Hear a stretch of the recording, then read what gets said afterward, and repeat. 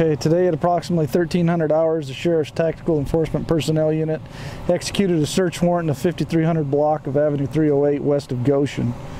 As you can see behind me, we served a search warrant on a marijuana grow site. Upon locating several recommends at this location, they had medical recommends from several different doctors, which allowed them approximately 600 plants that they could be in possession of. Right now, our preliminary numbers coming in are about 2,000 plants, and the recommends that we do have on site, we also have them at another location, which we also have a team en route to now in the south end of the county. We have two in custody at this grow site. Upon our arrival, 2 others fled to the north, and we were unable to locate after a brief search. Now, I can see some plants behind you. Can you tell us a little bit about the size of this garden? Yeah, these plants here are almost probably 15, 16 foot tall, and you can see they're starting to bud.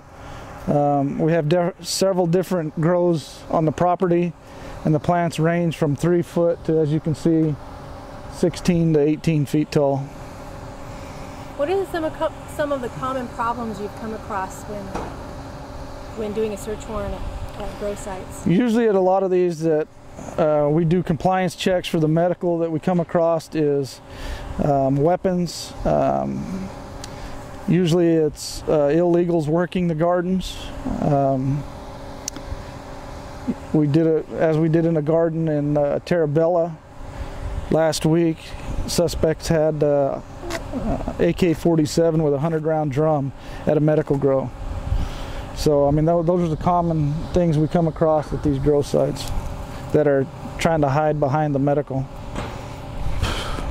Now, we noticed that you took some vehicles off of the property. What's the process with that? What's going on with the cars? Well, the cars that we took belong to the people who we arrested that were illegally growing the marijuana. And as far as weapons, is it common to find weapons at medicinal marijuana sites? And what is the reason for that? The ones we come across are because most of them aren't legitimate medical grows. Basically, it's different drug trafficking organizations that have moved their planting operation from the hills to the valley floor. And they bring the weapons in to protect the gardens from people trying to steal their marijuana. Now, why would they move down from the hills to the valley floor? Because they're trying to hide behind the legalities of the medical marijuana. They think if they go get 30 people with recommends and plant 3,000 plants that they're going to be within the law. Can you tell me a little bit about what's happening to these people, or what situations they're coming across, being confronted to get recommends, and then what happens with those, and what charges they could be faced with? Well, if people are caught, because we're coming across that now where people are being offered money just to go get a medical recommend, and they don't know anything about where the grow site is, or they don't even use marijuana. These people are just buying the recommends, you know, to place at these grow sites, and they can be charged with felony conspiracy to grow the marijuana. And these people that are getting the recommends, they're the ones that are supposed to be utilizing the marijuana also? Correct. And they should know where their marijuana is being grown. They can either grow it themselves or have it grown for them? Correct. And another problem is some of these doctors who are issuing 99 plants for, I think one of them here was mood disorder. He was given 99 plants and 6 pounds of process for that. Here's one plant, which is probably going to produce 4 to 5 pounds of marijuana. So 99, imagine 99 of those, how much marijuana, there's no way they can use that in a year. So part of the problem goes back to the doctors. So the doctors are prescribing more than what's necessary? They're recommending, it's not a prescription. And that's where it kind of gets distorted, is there's really no research to say how much marijuana it takes to alleviate pain or alleviate anything.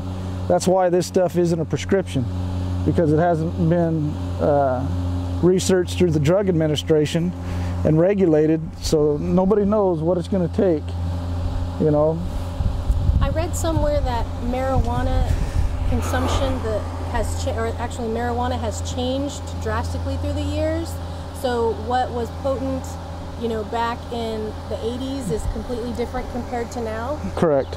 But back in the 70s, 80s, the marijuana back then had a THC level, which is what makes the people high, of usually about 1 to 2%, and it's been tested up to 30% now. So that's a drastic change in what it could do to your body. Oh, absolutely. I've also read somewhere that one marijuana cigarette could be 5 times worse than a regular cigarette as far as carcinogenic. Correct. Is that information? That's correct. It has more tar and carcinogens in it than a cigarette does. Marijuana does. So all the bad things they tell you about smoking cigarettes is what the doctors are prescribing for these people to do. We noticed that some of the plants varied in color compared to some of the other plants we've seen on gardens. Is there a difference in these plants? No, they're just different varieties. These are the 6-month variety.